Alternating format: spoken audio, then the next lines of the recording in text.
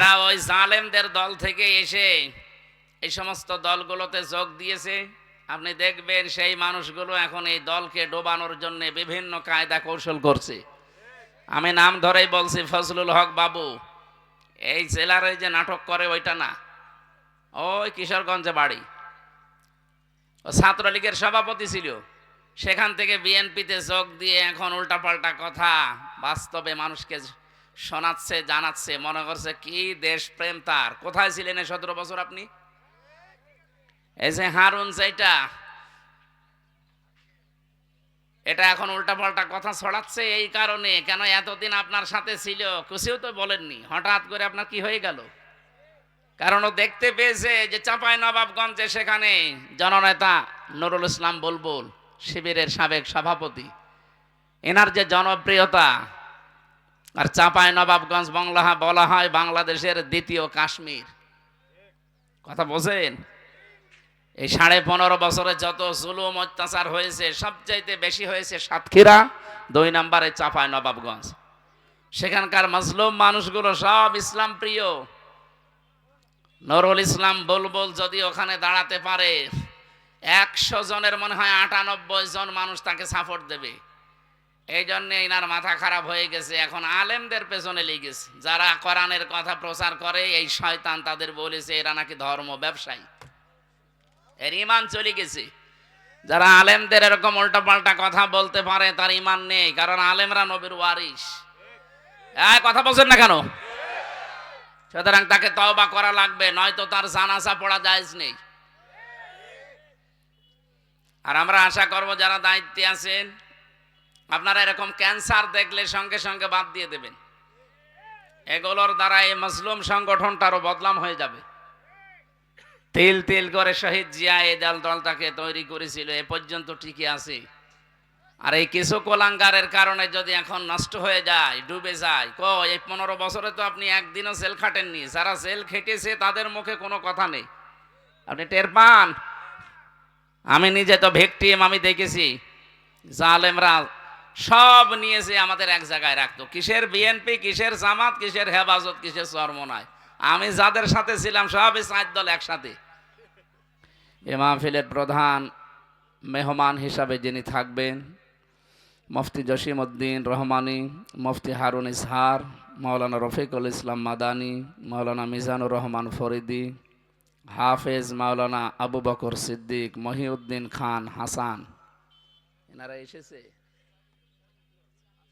আসতেছে। সার্বিক তত্ত্বাবধানে যিনি আছেন আপনাদের এলাকার সন্তান, বিশিষ্ট সমাজসেবক, রাজনীতিবিদ জনাব মুন্সি ইশারত আলী দামাত বারকাতুহু মওলা আলিয়া। মঞ্চে বসা ওলামা একরাম, দাঁড়িয়ে আছেন কেন ভাই? এখানে বসা যায় না? এই কথা বলেন কেন? যে যেখান থেকে আসতেছেন এসে বসে পড়েন। দল মত জাতি বর্ণ ধর্ম নির্বিশেষে আজকের এই অনুষ্ঠান।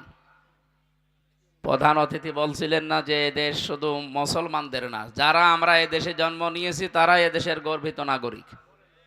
কি লাকুম দীনুকুম ওয়ালিয়া দীন, তোমার ধর্ম তুমি পালন করো, আমার ধর্ম আমি পালন করব। লা ইকরাহা ফিদ্দীন, ধর্মে কোনো জোর জবরদস্তি নেই, বাড়াবাড়ি নেই। আমাদের ধর্মে যদি বাড়াবাড়ি জোর জবরদস্তি থাকতো, 850 বছরে এলাকা মুসলমানেরা শাসন করেছে, একটাও হিন্দু থাকার কথা ছিল না।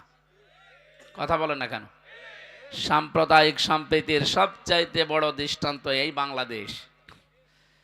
যদিও যারা পালিয়ে গেছে তারা বাইরে যেয়ে এখন আর কাজ কাম নেই, কি করবে? এই মলম সাংবাদিক কিছু আছে, হকার, এদেরকে দিয়ে এই দেশে সাম্প্রদায়িক সম্প্রীতি নেই, নষ্ট হয়ে গেছে, হিন্দুদের ওপরে জুলুম নির্যাতন চলছে, এই কথা তারা বিশ্বের মোড়লদেরকে শোনাতে চায়।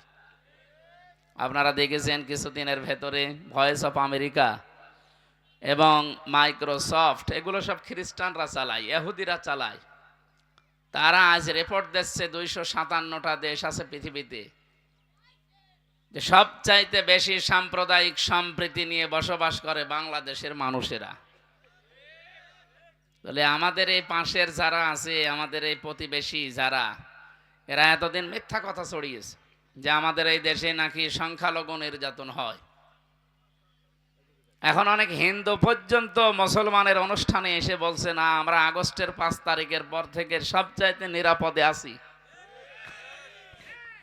কয়েকদিন আগে আমিরে জামাত ডক্টর শফিকুর রহমান হাফিজাহুল্লাহ উনি গাইবান্ধা গিয়েছিলেন, একজন হিন্দু পুরোহিত ঠাকুর, ওনার আগে বক্তব্য দিতে গিয়ে জানিয়েছে যে এই দেশে আমরা সবচাইতে বেশি নিরাপদে আছি এখন আগস্টের 5 তারিখের পরে। ওনারা বিশ্বাসও করেন এই দেশে যদি সত্যি ইসলাম চলে আসে তাহলে আরো নিরাপদে থাকবো বলে আমরা বিশ্বাস করি। তাহলে আমরা চাচ্ছি যে যারা নিরাপদে আছে আমরা আরো নিরাপত্তা দিতে চাই, আর এরা সারা বিশ্বের মোড়লদের শুনিয়েছে এখানে কোনো নিরাপত্তা নেই, এখানে রেপ করা হয় হিন্দু মেয়েদের। বলেন নাউজুবিল্লাহ। এই বাংলাদেশের ইতিহাসে কোনো মন্দির ভেঙে মসজিদ বানানো হয়েছে পেয়েছেন আপনি? শুনেছেন? অথচ যারা সাম্প্রদায়িক সম্প্রীতির কথা বলে তাদের দেশে মসজিদ ভেঙে ভেঙে মন্দির বানানো হচ্ছে।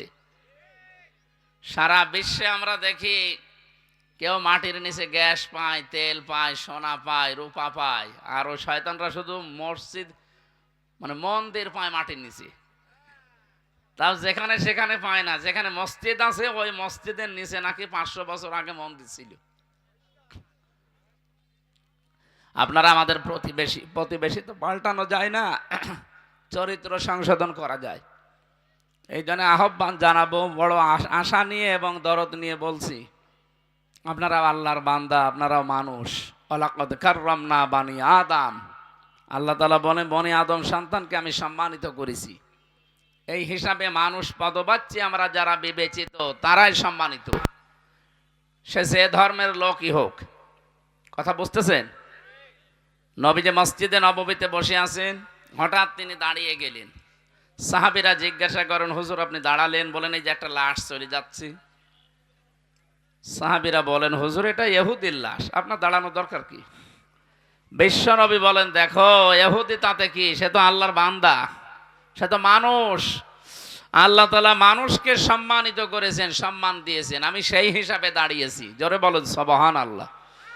মানবতার নবী আমাদের নবী মুহাম্মাদুর রাসূলুল্লাহ একটা ইহুদিকেও সম্মান দিয়ে তাকে তার লাশ দেখে দাঁড়িয়ে গেছেন। যেই নবী মরা মানুষ দেখেও দাঁড়িয়ে যেতে পারে, তার দ্বারা জীবিত মানুষদের কোনো ক্ষতি হতে পারে আমরা বিশ্বাস করি? এ পৃথিবী প্রমাণ পেয়েছে তার দ্বারা কোনো ক্ষতি হয়নি। তার অনুসারী যারা সত্যিকারের তাদের দ্বারাও ক্ষতি হবে না ইনশাআল্লাহ। এই জন্য আপনারা থামবেন, কারণ আপনাদের বাপ দাদা পূর্বপুরুষ আমরা দেখেছি আবার আল্লাহর ঘর কাবা শরীফ ভাঙতে এসে তারা কাঁচ ফিম মাকুল হয়ে গেছে, কি একেবারে চর্বিযুক্ত ঘাসের মতো মাটির সাথে মিশিয়ে দিয়েছেন আল্লাহ তাদেরকে। আপনারাও সেই পথে হাঁটতেছেন, আল্লাহর ঘরগুলো ভেঙে দিচ্ছেন। গত পরশুদিন একটা ঘর ভেঙেছে আল্লাহর। আপনারা মানুষ, পৃথিবীর প্রত্যেকটি ধর্মে অন্যায় করার কোনো কথা আমরা পাইনি। যত ধর্ম আমরা পড়েছি কোনো ধর্মে অন্যায় করার কথা আছে? অন্যান্য ধর্মীয় উপাসনালয় ভেঙে দাও, নষ্ট করে দাও আছে?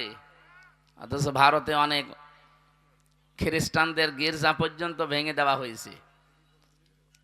ডোনাল্ড ট্রাম্প এই লোকটা এখন ক্ষমতায় আছে, উনি দেখেছেন ভারতের এই বুকে উগ্রপন্থী হিন্দুরা তাদের মেয়েদের, খ্রিস্টান মেয়েদের উলঙ্গ করে হাঁটিয়েছে। ট্রাম্প সাহেব জাতে মাতাল হলো কিন্তু তালে ঠিক আছে। কথা বোঝেন আমার? জাতে মাতাল হলেও তালে ঠিক আছে, ওর কথা কিন্তু ও ভোলেনি। ও অলরেডি ঘোষণা দিয়েছে আগামী জানুয়ারির 20 তারিখে, এই যে 20 তারিখ আসতেছে ওর শপথ, এরপরেই নাকি ভারতের 16 লক্ষ মানুষ আছে ওখানে, সব ভারতীয়দেরকে পাঠিয়ে দেবে। দাদা ধুতি খুলে যাবে। এই জন্য চিন্তা ভাবনা করে সামনে আগাবেন। এগুলো এমনি এমনি করছে না।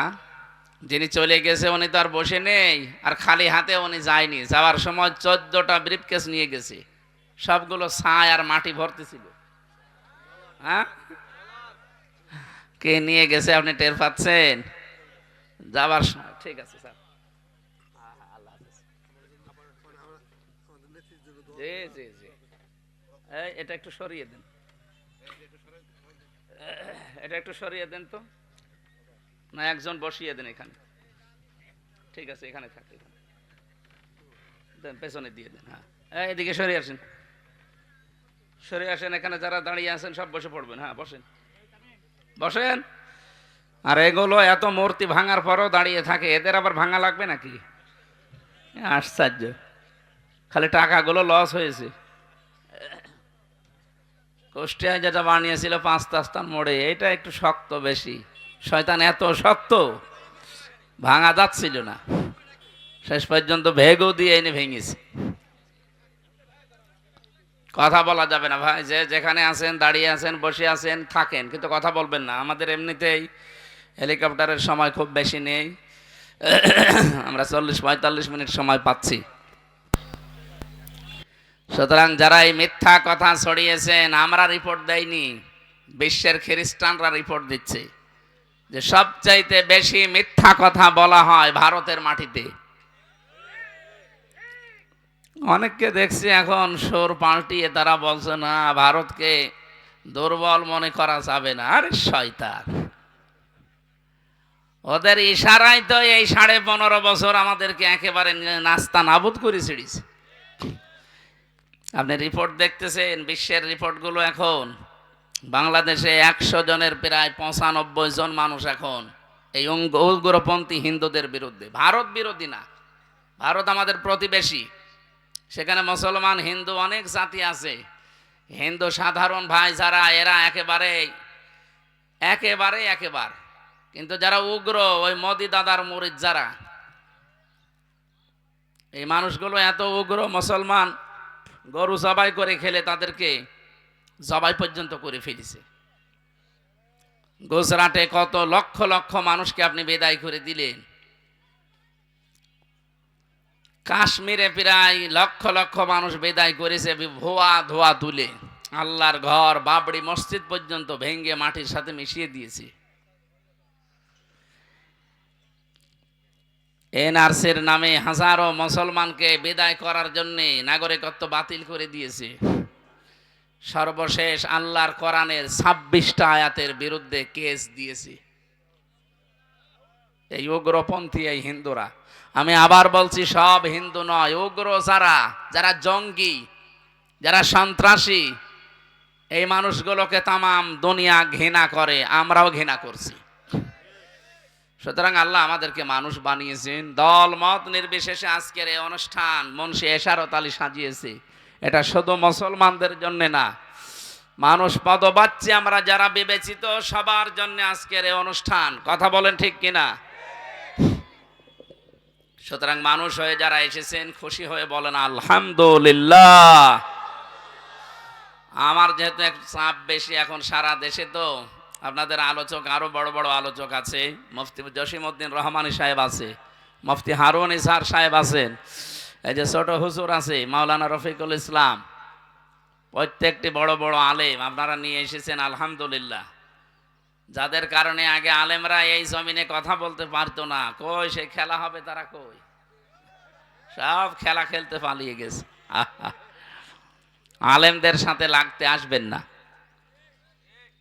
এখন আবার কিছু মানুষ দাদাদের উস্কানি পেয়ে তারা যেন পাগল হয়ে গেছে। সবাই না, একটা মাজলুম সংগঠন বিএনপি, জামাত, এই দেশে ওই 14 দল বাদ দিয়ে যারা আমরা ছিলাম সবাই মাজলুম। এই মাজলুম দলগুলোকে কেউ যেন ক্ষতিগ্রস্ত করবেন না। যারা ওই জালেমদের দল থেকে এসে এই সমস্ত দলগুলোতে যোগ দিয়েছে, আপনি দেখবেন সেই মানুষগুলো এখন এই দলকে ডোবানোর জন্য বিভিন্ন কায়দা কৌশল করছে। আমি নাম ধরেই বলছি, ফজলুল হক বাবু, এই জেলার ওই যে নাটক করে ওইটা না, ওই কিশোরগঞ্জে বাড়ি, ও ছাত্রলীগের সভাপতি ছিল, সেখান থেকে বিএনপিতে যোগ দিয়ে এখন উল্টাপাল্টা কথা বাস্তবে মানুষকে শোনাচ্ছে, জানাচ্ছে, মনে করছে কি দেশপ্রেম তার। কোথায় ছিলেন এই 17 বছর আপনি? এই যে হারুন, যেটা এটা এখন উল্টাপাল্টা কথা ছড়াচ্ছে এই কারণে। কেন এতদিন আপনার সাথে ছিল, কিছুও তো বলেননি, হঠাৎ করে আপনার কি হয়ে গেল? কারণ ও দেখতে পেয়েছে যে চাঁপাই নবাবগঞ্জে সেখানে জননেতা নুরুল ইসলাম বুলবুল, শিবিরের সাবেক সভাপতি, এনার যে জনপ্রিয়তা, আর চাঁপাই নবাবগঞ্জ বলা হয় বাংলাদেশের দ্বিতীয় কাশ্মীর। কথা বোঝেন? এই 15.5 বছরে যত জুলুম অত্যাচার হয়েছে সবচাইতে বেশি হয়েছে সাতক্ষীরা, 2 নম্বরে চাঁপাই নবাবগঞ্জ। সেখানকার মজলুম মানুষগুলো সব ইসলাম প্রিয়। নুরুল ইসলাম বুলবুল যদি ওখানে দাঁড়াতে পারে, 100 জনের মনে হয় 98 জন মানুষ তাকে সাপোর্ট দেবে। এই জন্য এনার মাথা খারাপ হয়ে গেছে, এখন আলেমদের পেছনে লেগেছে। যারা কোরআনের কথা প্রচার করে, এই শয়তান তাদের বলেছে এরা নাকি ধর্ম ব্যবসায়ী, এর ইমান চলে গেছে। যারা আলেমদের এরকম উল্টাপাল্টা কথা বলতে পারে তার ইমান নেই, কারণ আলেমরা নবীর ওয়ারিস। কথা বলছেন না কেন? সুতরাং তাকে তওবা করা লাগবে, নয়তো তার জানাজা পড়া জায়েজ নেই। আর আমরা আশা করব যারা দায়িত্বে আছেন, আপনারা এরকম ক্যান্সার দেখলে সঙ্গে সঙ্গে বাদ দিয়ে দেবেন।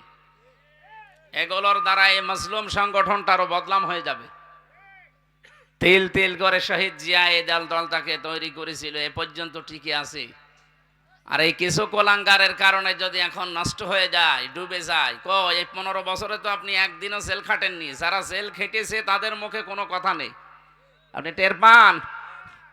আমি নিজে তো ভিকটিম, আমি দেখেছি।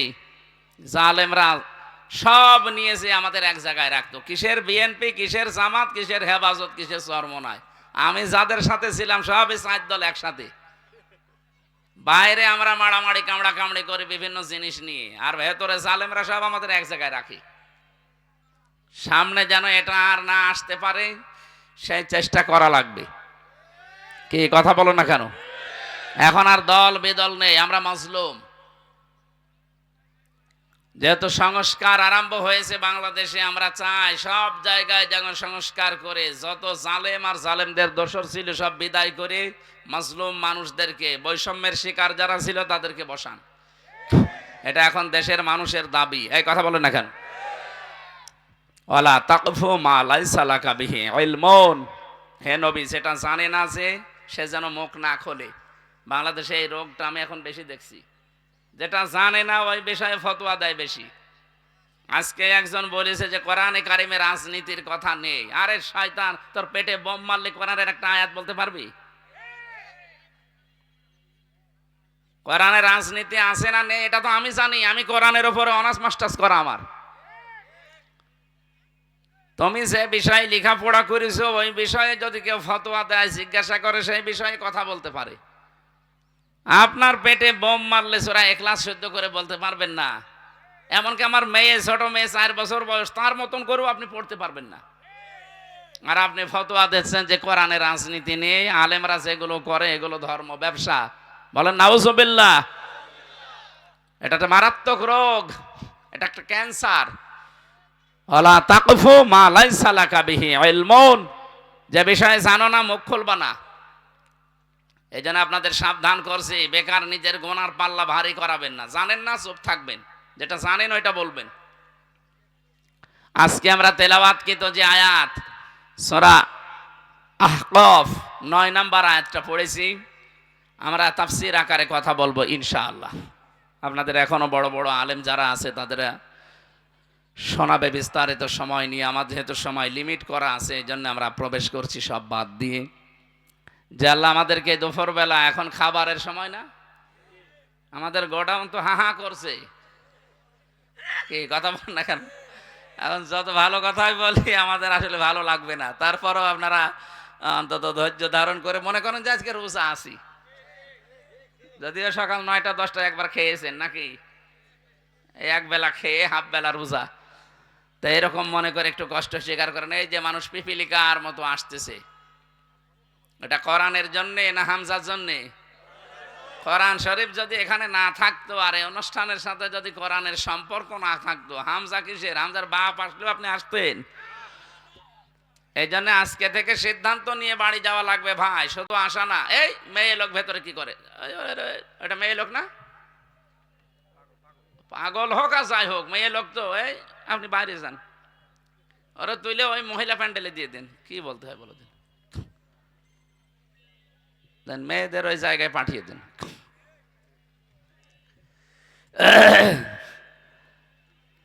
আমার ভাইরা, মানিত্তাবাল হুদা বিগাইরিল কুরআন আদাল্লাহুল্লাহ, তিরমিজি শরীফের হাদিস। নবীজি বলেন, কোরআনে কারীম যেখানে নেই, কোন মানুষ যদি ভালো হওয়ার নিয়ত সেখানে যায়, আল্লাহ নিজে তাকে খারাপ বানিয়ে দেয়। এখানে আলেম আছে যারা, তাদেরকে জিজ্ঞাসা করেন, দল্লা শব্দ যদি নবী দিতেন, দল্লা দিলেও তো অর্থ হয়ে যেত, বাংলা অর্থ হয়তো আসতো, আপনি নিজেই নিজেকে খারাপ বানিয়ে ফেলেছেন। কিন্তু আদল্লা শব্দ যখন আসে, আদল্লা ইউদিল্লু বাবে ফাল থেকে, এর বাংলা অর্থ দাঁড়াবে, আপনি হয়তো ভালো হওয়ার নিয়তে কোনো জায়গায় গিয়েছিলেন, কিন্তু সেখানে কোরআন ছিল না, কোরআনের কর্মসূচি ছিল না। এই জন্য আল্লাহ নিজে দায়িত্ব নিয়ে আপনাকে আরো গোমরা বানিয়ে দেবে। ফরিদপুরবাসী, এটা রেকর্ড হচ্ছে, সারা দুনিয়ায় ছড়াচ্ছে, তাম পৃথিবীর মানুষদেরকে বলছি, কোরআন যেখানে নেই, এটা হেদায়েতের মশাল হিসাবে আল্লাহ পাঠিয়েছেন। কি কথা বলেন না কেন? লা তুহসা আজাইবুহু ওয়ালা তুবলা গরাইবুহু ফিহি মাসাবিহিল হুদা ওয়া মানারিল হিকমা। নবীজি বলেন, কোরআনে কারীম আল্লাহ এমন ভাবে বানিয়েছেন, কোনদিন কোরআনের কথা পুরাতন হবে না, কোনদিন কোরআনের কথা অম্লান হয়ে যাবে না, যখনই শুনবেন তখন নতুন মনে হবে। এটা হেদায়েতের মশাল হিসাবে আল্লাহ দুনিয়ায় পাঠিয়েছেন।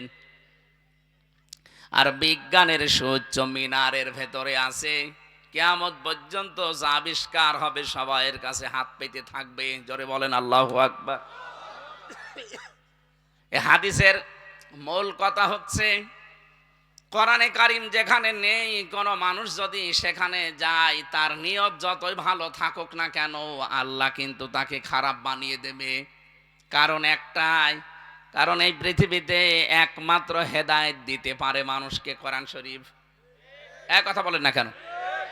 বলেন তো, শ্বশুরকে বাবা বলা যায় যাচ্ছে না নেই?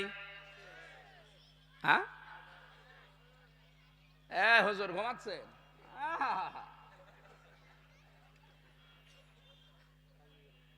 ধ্যানে আছে। বলেন তো, শ্বশুরকে বাবা বলা যদি জায়েজ থাকে, নিজের বাবার সামনে যদি বারবার শ্বশুরকে আপনি আব্বা জান বলে ডাকেন, লোকে জিজ্ঞাসা করলে বলে এইটা কে, বলে এটা আমার আব্বা, আর এটা আমার চাচা। আপনি বাবাকে যদি শ্বশুরের সামনে চাচা বলে ডাকেন, আর শ্বশুরকে বারবার আব্বা জান বলেন, বাবার মনে দুঃখ লাগার সম্ভাবনা নেই? আরো জোরে বলেন, আছে না নেই? আল্লাহ বলেন, আমি কোরআন দিয়েছি হেদায়েত দেওয়ার জন্য, সেইটা বাদ দিয়ে তুই কেন যেখানে কোরআন নেই সেখানে গেলি? এই জন্য যেখানে কোরআন শরীফ চলে না, আপনি যদি ভালো হওয়ার নিয়তেও যান, আল্লাহ আপনাকে খারাপ বানাবে। এর বাস্তব প্রমাণ বাংলাদেশ। এদেশে 48,000 পীর আছে, নাম করাটা আপনাদের জেলায়, আমি নাম নিলাম না। মানুষ কিন্তু অনেকেই ভালো হওয়ার নিয়তে যায়, যাওয়ার পরে দেখা যায় আগে বিড়ি খেত না, এখন বিড়ি খায়। তার মানে ভালো হয়েছে না খারাপ হয়েছে? আমাদের কুষ্টিয়ার লালনের মাজার, মানুষ তো ভালো হওয়ার নিয়তে যাচ্ছে, আগে গাঁজা খেত না, এখন গাঁজা খায়। ও ভালো হয়েছে না খারাপ হয়েছে? কেন? কারণ কোরআন ওখানে চলে না, ওখানে বাবার নিয়ম নীতি চলে। আমার বাবা এই করেছে এই করেছে, এটা তো কাফেরদের কথা। যখন কোরআনের দিকে হাদিসের দিকে মানুষকে ডাকা হয়, হে নবী আপনি দেখবেন, ক্বালু হাসবুনা মা ওয়াজাদনা আলাইহি আবানা।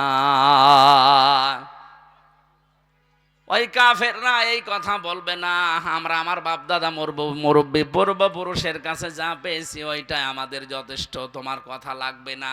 এ কথা কাফেরদের। কাদের? এখন এই রোগ অনেক মুসলমানের ভেতরে ঢুকেছে। বলেন, কোরআন শরীফের কথা শোনালে বলে না, আমার বাবা এই করেছে, আমার দাদা এই করেছে। তোর বাবাই বড় হয়ে গেল। ফরিদপুরবাসী, এই জন্য আজকে থেকে সিদ্ধান্ত নেওয়া লাগবে যেই দরবারে কোরআনে কারিম চলে না, কোরআনের নিয়ম নীতি নেই, ওই দরবার যদি আমার বাবাও প্রতিষ্ঠা করে, ওখানে আমি আর নেই। কথা বলছেন না কেন? ওখানে যদি আপনি বুঝে শুনেও থাকেন, না বুঝেও থাকেন, আপনাকে গোমরা বানিয়ে দেবে কে? আদাল্লাহুল্লাহ, আমি আল্লাহ নিজে বানাবো। হেদায়েত দেওয়ার একচ্ছত্র মালিকানা আল্লাহ নিজের হাতে রেখে দিয়েছেন। সে আল্লাহ যদি এ কথা বলে আমি তোকে খারাপ বানাবো, আপনাকে হেদায়েত দিতে পারে এমন কোন বাবা আর দুনিয়ায় আছে? দ্বিতীয় পয়েন্টটা বলবো, নাকি আন্দাজে অন্যদিকে নিয়ে চলে যাবেন? যেই দরবারে কোরআন নেই, ওখানে গেলে যদি আপনাকে আল্লাহ খারাপ বানিয়ে দিতে পারে, এই বাংলাদেশে যত রাজনৈতিক দল আছে, যেই দলে কোরআন নেই, কোরআনের কর্মসূচি নেই, ওখানে যদি কেউ ভালো হওয়ার নিয়তেও থাকে, তাকে খারাপ বানাবে কে? আজকের মাহফিলে রোদের ভেতরে এসে শুধু বসে থাকা না, সিদ্ধান্ত নিয়ে যাওয়া লাগবে। যেই দলে কোরআন নেই, কোরআনের কর্মসূচি নেই, ওটা যদি আমার বাবাও তৈরি করে, ওই দলে আমি নেই। কারা কারা পারবেন কথা রাখতে? দেখে আন্দাজ হাত তুলবেন না, সমস্যা আছে কিন্তু। যারা পারবেন তারা তোলেন। দেখেন তো হাত তোলেনি কে? ওই যে ওইটা হাত না তুলে বগলের ভেতর দিয়ে আছে। হ্যালো, আলহামদুলিল্লাহ, ওয়াজ হয়ে গেছে। এছাড়া আবার কি ওয়াজ করবে? আপনি কোন আলেম নিয়ে আনবেন বলেন তো? এর ছাড়া ভালো ওয়াজ আছে আর দুনিয়ায়? যেখানে কোরআন শরীফ নেই, এখানে আমরা নেই। তাহলে এই দেশে তো কোরআন ছাড়া আর অন্য কিছু থাকার কথা। আমি জানি এবার অনেকের মন খারাপ হয়ে যাবে, মনে করবো কি বলে ফেললাম, আর কি করতে হাত তুললাম, আমি তো মুনাফিক হয়ে যাব। আমি আপনাকে বাঁচাতে চাইলাম। আমি দেখতে পাচ্ছি আপনি জাহান্নামে যাচ্ছেন। দুইটা তিনটা পাপ আছে দুনিয়ায়, যেগুলো করলে ডবল ডবল শাস্তি আল্লাহ দেবে। সূরা ফুরকান 68 নাম্বার আয়াতে আছে। আল্লাহ রাব্বুল আলামিন বলেন, ওয়াল্লাযীনা লা ইয়াদউনা মা'আল্লাহি ইলাহান আখার। এক নম্বরে রহমানের বান্দা যারা, তারা কখনো আল্লাহর সাথে অন্য কাউকে ডাকে না। যদি আল্লাহর সাথে অন্য কাউকে তারা ডাকে, তাদের শাস্তি হবে ডবল।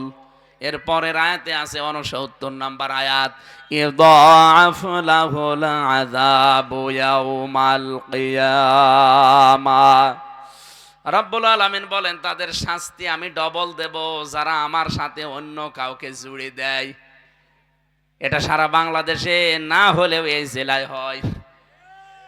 যা বলছি সবই তো এই জেলায় যাচ্ছে। সাথ আমি করব কি? নাকি কোরআন শরীফ বাদ দিয়ে বাবার কাহিনী শুরু করব? দেখেন তো, যেটাই বলছি সবই এই জেলায়। কোরআন ছাড়া দরবার চলে এই জেলায়।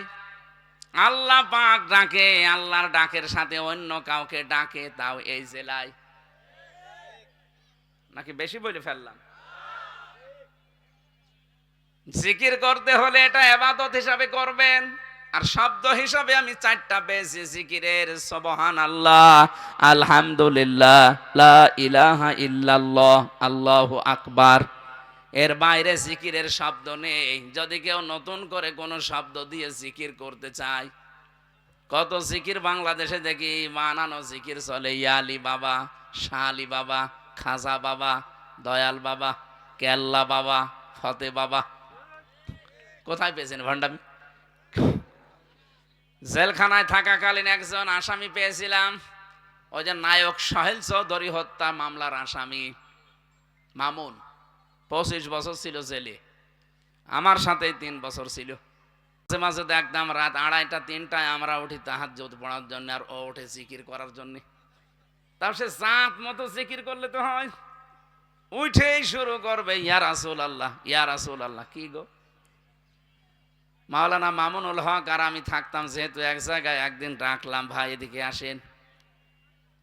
কি জিকির করেন আপনি? রসুলের এশকে। ও এশকে, এই জিকির আপনাকে শিখিয়েছে কে? হুজুর। 8 রশির মুরিদ তিনি জেলে ছিল, সে আমাকে এই জিকির শিখিয়েছে যে রসুলের এশকে যদি ইয়া রাসূলুল্লাহ, ইয়া রাসূলুল্লাহ জিকির করো, তাহলে তাড়াতাড়ি মুক্তি পেয়ে যাবা। যাও তুমি জিকির করো এই জেল থেকে বের হওয়ার জন্য। যাই হোক, আপনাকে যেই শিখিয়েছে সে হয়তো জানে না, অথবা জানলেও ভুল জানে। জিকির ইয়া রাসূলুল্লাহর কোন জিকির দুনিয়ায় নেই, জিকির হবে আল্লাহর নামে। আরো জোরে বলেন, জিকির হবে কার নামে? আর রাসূলের নামে আপনি দরুদ পড়তে পারেন। রাসূলের নামে কি? সুতরাং মুসলমানেরা সাবধান, আজকে থেকে আল্লাহ বাদে আর কারো নামে জিকির করা। সুতরাং আমার তাহেরি ভাই যদি আপনাকে শেখায় যে কেল্লা বাবা, ফতে বাবা, দরকার হয় যেখানে পারেন সেখানে মারবেন। উনি যে জাহান্নামে যাচ্ছে, ডবল শাস্তি পাবে, আপনাকেও নিয়ে যেতে চাই। ফরিদপুর বাংলাদেশের ভেতরে একটা শিক্ষিত জেলা, সচেতন মানুষ আপনারা, কোন কারণে ওর সাথে আপনি জাহান্নামে ডবল শাস্তি পাবেন? তাহলে আজকে থেকে সিদ্ধান্ত নেওয়া যায় না যে আল্লাহ ছাড়া কারো জিকির আর করব না। বলেন বলেন। পৃথিবীতে সব চাইতে বড় জিকিরের আলোচনা আল্লাহ যেখানে দিয়েছেন তার নামেই কোরআন। ইন্না নাহনু নাযালনা যিকরা ওয়া ইন্না লাহু লাহাফিজুন। অবশ্যই আমি আল্লাহ এই জিকির নাজিল করেছি, আর এই জিকিরের হেফাজতের দায়িত্ব আমি আল্লাহ নিজে নিয়েছি। সুতরাং জিকির মানে যদি করতে জানতে কোরআন পড়েন, কোরআনে কারিম পড়েন, বসেন, আপনার জীবন পাল্টিয়ে যাবে। আগেকার জামানার পীর সাহেবরা যারা ছিল এই দেশে ইসলাম প্রচার করত, তাদের কাছে আমরা গেলে আমাদেরকে কোরআন শরীফ তুলে দিত যে এইটা পড়েন, আল্লাহকে পেয়ে যাবেন। কথা বলে না কেন? আর এখন আর তাদের দরবার থেকে কথাগুলো আর আসে না, এখন গেলে জিকির দিয়ে দেয় হো হো আন্দাজে। হো হো কোন জিকির আছে? আমি আবার বলছি, জিকির একটা ইবাদত। যদি কেউ করতে চান, চারটা শব্দ দিয়ে করবেন: সুবহানাল্লাহ, আলহামদুলিল্লাহ, লা ইলাহা ইল্লাল্লাহ, আল্লাহু আকবার। কথা বোঝা গেছে না? ঠিক আছে, তাহলে যে পর্যন্ত বললাম এ পর্যন্ত সামারাইজ এইটা আছে, আল্লাহ বাদে অন্য কাউকে তার সাথে জুড়ে দেওয়া। বলেন বলেন। 2 নম্বরে, কোরআন যেখানে নেই ওই দরবার যদি আমার বাবাও তৈরি করে, ওই দরবারে আমি নেই। কোরআন যেই দলে চলে না, ওই রাজনৈতিক দল যদি প্রতিষ্ঠা আমার বাবাও হয়, আমি ওই দলে নেই। এটা ঠিক রাখতে পারবেন? এ মাহফিল সাকসেস ইনশাআল্লাহ। আর যদি না, সামিয়ানার নিচে যা ছিলাম তাই বের হয়ে গেলে। সুলাইমান নবী একবার জিনদেরকে বলেছিলেন যে একটা মসজিদ বানাও। ওরা মসজিদ কমপ্লিট করার পরে আবার ভাঙ্গা আরম্ভ করেছে। সুলাইমান নবী এসে দেখে মসজিদ ভেঙে শেষ। কই মসজিদ? বলে ভেঙে ফেলিছে। ভাঙলে কেন? আপনি তো বলেননি যে মসজিদ বানানোর পরে কি করা লাগবে। চিন্তা করলাম কাজ কাম যখন নেই, আবার আর একটা কাজ করি।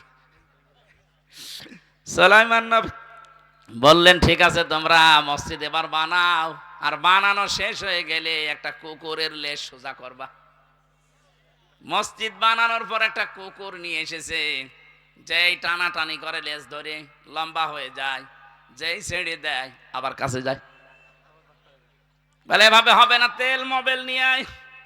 তেল মোবিল দিয়ে টানে, লম্বা হয়, যেই ছেড়ে দেয় আবার কাছে যায়। জিনেরা বলছে কি কুকুর, এ কুকুরের কি লেজ, আরে কি দায়িত্ব দিল আমাদের? যত টানি লম্বা হয়ে যায়, ছেড়ে দিলেই কাছে যায়। ঠিক জানো ওই পালানো মহিলার মতো। এক কথা বলছে না কেন?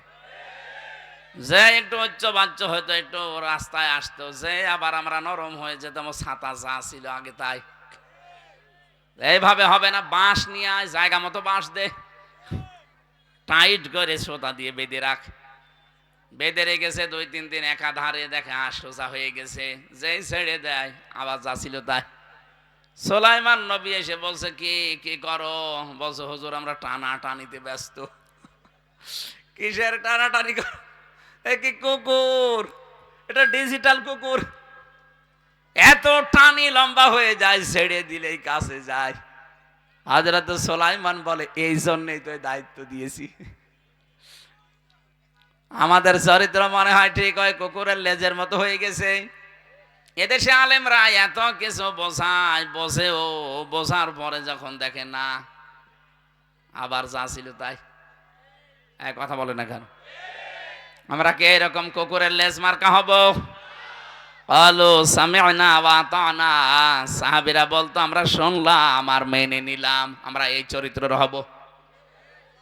এই আয়াত যখন নাযিল হচ্ছে, নবীজি ডাক দিলেন নিজের মেয়ে ফাতেমাতুজ জাহরাকে, হাসান হোসাইনকে, নিজের ফুফু সাফিয়াকে ডাক দিয়ে বললেন, দেখো এই মাত্র কোরআনের আয়াত নাযিল হয়ে গেল, কুল মা কুনতু বিদআম মিনার রাসূলি ওয়া মা আদরি মা ইয়াফআলু বি ওয়ালা বিকুম। হে নবী, আপনি বলুন যে আমি কিন্তু নতুন রসুল না, আমার পূর্বে বহু নবী রসুল দুনিয়ায় এসেছে, ধারাবাহিকতায় আল্লাহ আমাদেরকে পাঠিয়েছে। আমি জানি না আল্লাহ আমার সাথে কি ব্যবহার করবে, আমি এইটাও জানি না আল্লাহ তোমাদের সাথে কি ব্যবহার করবে। সুতরাং ও আমার মেয়ে ফাতেমা, হাসান হোসাইন, হে আমার ফুফু সাফিয়া, এই ভরসা কখনো করে কোনো লাভ হবে না যে আমার বাবা নবী ছিল, আমার নানা নবী ছিল, আমার ভাতিজা নবী ছিল, আমি পার পেয়ে যাব না। নিজের কাজ নিজে করো, কেউ কারো না, আমি নবী তোমার কিচ্ছু করতে পারবো না। বাংলার মুসলমানের, আপনি কোন বাবার ভরসায় আছেন? আপনারা তো এই জেলার মানুষ বেশিরভাগ সব বাবার ভরসায় থাকেন, যে বাবা আছে, ও বাবার কি হবে, ও বাবা জানে। বলেন তো, যেখানে নবীজি নিজের মেয়েকে বলতে চায় যে আমি জানি না তোমাদের সাথে আল্লাহ কি করবে, আমি এইটাও জানি না যে আমার সাথে আল্লাহ কি আচরণ করবে। যদিও পরবর্তীতে সূরা ফাতিহা 2 নম্বর আয়াতটা নাযিল করে বিশ্ব নবীকে আল্লাহ আগে সুসংবাদ দিয়ে দিয়েছেন, লিয়াগফিরা লাকাল্লাহু মা তাকদ্দামা মিন যামবিকা ওয়া মা তাআখার। হে নবী, আপনার আগে পেছনের সব কিছু আল্লাহ মাফ করে দিয়েছেন। সাহাবী বললেন, হে নবী, এটা তো আপনার সম্পর্কে, আপনি না ছাড় পেয়ে গেলেন, পার পেয়ে গেলেন, তে আমাদের কি অবস্থা হবে? নবীজি বলেন, আমি জানি না তোমাদের বিষয়ে, আল্লাহ এখনো কিছু আমাকে জানাননি। পরবর্তীতে সূরা ফাতিহার 4 নম্বর আয়াতটা নাযিল করে আমাদের সম্পর্ক আল্লাহ একটা গ্যারান্টি দিয়েছেন, সুসংবাদ, লিয়াদখিলাল মুমিনিনা ওয়াল মুমিনাতি জান্নাতিন তাজরি মিন তাহতিহাল আনহার খালিদিনা ফিহা ওয়া ইউকাফিরু আনহুম সাইয়্যাতিহিম ওয়া কানা যালিকা ইনদাল্লাহি ফাওজান আযীমা। বলেন আল্লাহু আকবার। আল্লাহ রাব্বুল আলামিন মুমিন নারী মুমিন পুরুষদেরকে তার জান্নাতে প্রবেশ করাবেন, এই ঘোষণাটা দিয়েছেন। কিন্তু দুঃখের বিষয় হচ্ছে আপনাকে আগে মুমিন হওয়া লাগবে। প্রশ্ন আসতে পারে, আমরা তো মুমিনই, আরে ভাই আপনি তো আব্দুল মুমিন। কি মুমিন হতে হলে ঈমান আনতে হয়। আমরা তো ঈমান পেয়েছি, সাহাবায়ে কেরাম ঈমান পেয়েছিলেন না, ঈমান এনেছিলেন। আর আমরা এখানে হাজারো মানুষ ঈমান আনি না, ঈমান আমরা পেয়েছি। এই জন্য বাস্তবতায় যারা ঈমান আনতে চান, আল্লাহ তাদেরকে একটা কাজ আগে দিয়েছেন। কোন মানুষ যদি ঈমান আনতে চায়, সে যেন আগে তাগুত ছেড়ে দেয়। ফামাইয়াকফুরু বিত-তাগুতি ওয়া ইউমিন বিল্লাহ ফাকাদ ইসতামসাকা বিল উরওয়াতিল ওয়াসকা। রব্বুল আলামিন বলেন, কোন মানুষ যদি সত্যি ঈমান আনতে চায়, সে যেন তাগুত ছেড়ে দেয়, তাহলে সে এমন একটা মজবুত রশি ধারণ করেছে, লাংফিসামা লাহা, যা কখনো ছিঁড়ে যাবে না। ও ফরিদপুরবাসী, এই দেশের দিকে তাকান, যারা তাগুত ছেড়ে দিয়ে ঈমান এনেছে, তাদের জীবনেও কেউ টলাতে পারেনি। ডাক্তার শফিকুল ইসলাম মাসুদ 57 দিন রিমান্ডে ছিল। বাংলাদেশের ইতিহাস পাল্টিয়ে দিয়েছে জালেমরা, এরপরও তাকে এক চুল টলাতে পারেনি। আমি বেশি বললাম। শিবিরের সাবেক সভাপতি দেলাওয়ার হোসেন, ঠাকুরগাঁও বাড়ি। এই লোকটাকে রিমান্ডে নিয়েছিল মাসের পরে মাস। তার গরম করে লোহার মতো এই যে টকটক করে, তার একেবারে আগুনে টকটকে গরম করে লাল করে ওর লজ্জা স্থান দিয়ে ঢুকিয়েছে। আমি নিজের সাক্ষী, আমি তো নিজেও ছিলাম। দেখতাম 4-5 জন ধরে রেখেছে, কেউ হাত ধরে, কেউ পা ধরে, কেউ মাথা ধরে, কেউ তার গরম করে ঢোকাচ্ছে। আর পুরুষাঙ্গ নষ্ট হয়ে গেছে, যদিও পরবর্তীতে চিকিৎসার পরে আবার ভালো হয়েছে। এত বড় কঠিন মুহূর্ত, তারপরেও সে লোকটাকে ঈমান থেকে, ইসলাম থেকে, আদর্শ থেকে এক চুল সরাতে পারে নাই। বাংলাদেশের দিকে তাকান, এদেশে অনেক মানুষ তাগুত ছেড়ে না দিয়ে ঈমানের দাবি করেছে। এই মানুষগুলোর ঈমানই নেই, ঝড় উঠেছে, ঈমান চলে গেছে। আপনাদের পাশের জেলা গোপালগঞ্জের ছেলে মুফতি রুহুল আমিন নৌকা মার্কায় দাঁড়িয়েছিল। যে লোকটা নৌকা মার্কা নিয়ে দাঁড়াতে পারে, তার ঈমান কতটুকু আছে আপনি নিজেই বলেন। তাগুতের সাথে সম্পর্ক কেউ রেখে যদি ঈমানের দাবি করো, ঈমান টিকবে না। এই জন্য তার ঈমান টেকে নাই। দেশটা কত রসাতলে চলে গিয়েছিল যে জাতীয় মসজিদের ইমাম পর্যন্ত পালিয়ে গেছে।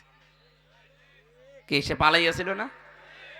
পরবর্তীতে গেছে জোর করে নেওয়ার জন্য, জনগণ জুতা দিয়ে পিটিয়েছে। পরের দিন আবার স্ট্যাটাস দিয়েছে, জনগণ জুতা দিয়ে পিটিয়েছে কিন্তু আমার গায়ে লাগেনি। ইমামতি করছেন, আপনার তো ঈমানই নেই। কারণ তাগুতের সাথে সম্পর্ক রেখে যদি কেউ ঈমান আনে, আবার ঈমান টেকে না। এটা আমি বানিয়ে বানিয়ে বলছি? বলুন। তাগুতের সাথে সম্পর্ক রেখে ঈমানের দাবি যদি করত, আজকের প্রধান মেহমান মুফতি জসিমউদ্দিন রহমানী 12 বছর জেল খাটা লাগতো না। শহীদ আল্লামা দেলাওয়ার হোসাইন সাইদি রহমতুল্লাহ আলাইহি 13 বছর জেলে থাকার পরে মরে যাওয়া লাগতো না। এই অবস্থায় যদি তাগুতের সাথে সম্পর্ক রেখে ঈমানের দাবি করতো, কবে বের হয়ে যেত। আমার তো ধরার পরের দিনই বলেছিল, যা যা বলতে বলি এগুলো শুধু বলবেন আদালতে, তারপরের দিনই ছেড়ে দেব। না, এত মিথ্যা কথা আমি বলতে পারবো না। ওরা যা অত্যাচার করেছিল এই 3 বছর, আমার মতো ছোট্ট মানুষ, আমার পেছনের এই নীল দাঁড়ার হাড় পর্যন্ত এখনো ব্যথা। 3 বছরে যা খাবার দাবার দিয়েছে, আমার যত এর পেয়েছি, আমার শরীরটাই শেষ করে দিয়েছে জালেমরা। কি করেছেন আপনি? আমি তো ঠিকই আছি এখনো, কিন্তু আপনি তো নিজের বাপ দাদার ভিটাতেও থাকতে পারলেন না। সারা বাংলাদেশ আমি ঘুরছি, যাদেরকে আপনি জনগণ থেকে বিচ্ছিন্ন করতে চেয়েছিলেন, তারা আজ জনগণের মাথার মুকুট হয়ে গেছে। আপনাদের এই থানার কৃতি সন্তান শহীদ আব্দুল কাদের মোল্লা রহমতুল্লাহ আলাই, এই লোকটার অ্যাক্টিভিটিস আমি শুনেছি। জেলখানার ভেতরে কারারক্ষীরা গল্প করত যে মানুষ না, ওটা একটা দেবতা। তার যে আচরণ, তার যে কথাবার্তা, আর আল্লাহর প্রতি তার যে তাওয়াক্কুল, আল্লাহকে এত বিশ্বাস, এত বেশি ভরসা করতো লোকটা। খুব ধনী মানুষ না, এই এলাকায় বাড়ি না, গরিব মানুষের ছেলে, অথচ এই মানুষটার বিশ্বাস আল্লাহর প্রতি এত দৃঢ় ছিল। আমার তো কারারক্ষীর বাড়ি হচ্ছে যে রাজবাড়িতে, আমার মাঝে মাঝে পাহারা দিতে এসে বলতো যে এই লোকটাকে আমি পেয়েছিলাম। এত শক্ত হতে পারে, অথচ মানুষটা এতটুকু ছোট মানুষ না। এতটুকু মানুষের এত দৃঢ় ঈমান হয় কি করে? আমি বললাম তাগুত ছেড়ে দিয়ে ঈমান এনেছে, এই কারণে তাকে টলানো যায়নি। তাগুত ছেড়ে না দিয়ে যদি ঈমানের দাবি করতো, ঈমান টিকতো না।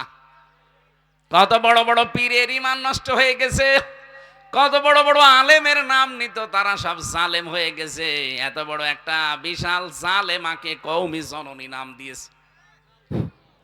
যেদিন এই নামটা দেয়, সেই দিন জেলখানার ভেতরে 76 জন আলেম আমার সাথে ছিল কওমি মাদ্রাসার। ওই দিন সব থুতু দিয়েছে, লোকটাকে বদদোয়া করেছে যে লোকটা করলো কি। শাপলা চত্বরের রক্ত এখনো পর্যন্ত ভেসে ভেসে বেড়ায়। আর তাদের রক্তের সাথে বেঈমানি করে ওই জালেমাকে কওমি জননী নাম দিয়ে দিল। আপনারা যারা সত্যি কথা বলছি, আমার কাটছাট কথা, যেই মানুষগুলো তগুতের সাথে সম্পর্ক রাখার পরে ঈমান আনবেন, আপনার ঈমান কিন্তু টিকিয়ে রাখতে পারবেন না। আর আপনি হক আর বাতিল কোনটা সেটা পার্থক্য করতে পারবেন না। এদেশে বহু জ্ঞানী জ্ঞানী আলেম আমরা পেয়েছি, ফরিদ উদ্দিন মাসুদ, কফিল উদ্দিন সরকার সালেহি, একটা টাটকা নির্ভেজাল, এগুলো শয়তান। সুন্নি দাবি করে, কিসের সুন্নি? এরকম বেদাতি এগুলো। এদের জ্ঞান আছে কিন্তু এরা জ্ঞান পাপী। জ্ঞানটা এরা কাজে লাগায়নি, সারা জীবন বাতিলের পাঁচাটা গোলামি করেছে। আর এখন ঝড় উঠে পাল্টিয়ে গেছে সময়, এখন বলছে আমরা সুন্নি। ওরা আগা থেকে গোড়া পর্যন্ত পিটানো দরকার শয়তানগুলো। ইসলামে এই দেশে কাফেররা যা ক্ষতি করেছে তার চাইতে 10 গুণ ক্ষতি করেছে আলেম নামে এই জালেমগুলো। ইসলামী আন্দোলনের বিরুদ্ধে ফতোয়া দিত, এই বড় বড় আলেমগুলো জেলখানায় যাওয়ার পরে এই শয়তানগুলো বলতো ওদের দোষ না থাকলে এমনি গেছে, আমরা তো জেলে চাই না, ওদের এখন জেলে দেওয়া দরকার। আর আমাদের বলা দরকার ওর দোষ না থাকলে এমনি গেছে। কথা বলছে না কেন? এই যে শয়তানগুলো এখন আদালতে ওঠে, এরা আমরা আদালতে ওঠার সময় আমাদের মাথায় দড়ি দিত, পায়ে ডান্ডা বেড়ে দিত, পেছনে হ্যান্ডকাপ দিয়ে আটকিয়ে এরপরে নিয়ে যেত, মনে হচ্ছে গরু টেনে নিয়ে যাচ্ছে। তখন ওরা ওই আদালত চত্বরে দাঁড়িয়ে টিপ্পনি কাটতো যে কেমন লাগে। এখন যে নিয়ে যাচ্ছে আমরা বলি এই যে কামরুল টাক, কালকে 4 তলায় উঠতে বলেছে, আর শয়তান গরম দিয়েছে, এত ইতরামি করো কেন? শয়তান 15 বছর করলে তখন টের পাওনি, কেবল শুরু হয়েছে।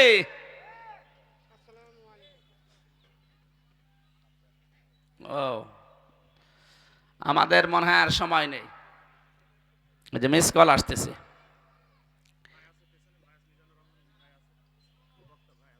ও আমাদের বক্তা চলে এসেছে। আমার আসলে আজকে তো মাহফিলটা সেই ব্রাহ্মণবাড়িয়া, আপনারা তো জোর করে ইশারত ভাই আমারে নিয়ে এসেছে। পাইলট এখন তো ওই যে সময়ও নেই, 3টায় সময় দিয়েছে, 3:05 বাজে, উনি নাই আবার নামিয়ে আবার ফের অন্তত চলে আসবে ঢাকায়, আসতে পারবে না। আমরা আগামীতে আসলে রাতের বেলায় কথা বলবো আপনাদের সামনে। ফরিদপুরে আমার মাহফিল আছে, ফরিদপুর শহরে, ওই যে নূর ফাউন্ডেশনে, এই মাসের 27 তারিখে রাতের বেলা। আমি রাত 8:30 9টায় উঠবো, একেবারে যতক্ষণ পারি তাফসির আকারে কথা বলবো। আজকে আমি আর পারলাম না, দোয়া চেয়ে দোয়া করে শেষ করলাম। এখানে যাবেন না ভাই, এর পরে পরে দেখেন অনেক বড় বড় আলোচক আছে। এখন মাওলানা মিজানুর রহমান আজহারি সাহেব উঠবে, মুফতি হারুন ইসার সাহেব আছে, এরপরে রফিকুল ইসলাম মাদানি আছে, আমার জেলের পার্টনার, সব আমার জেলখানার ভাই।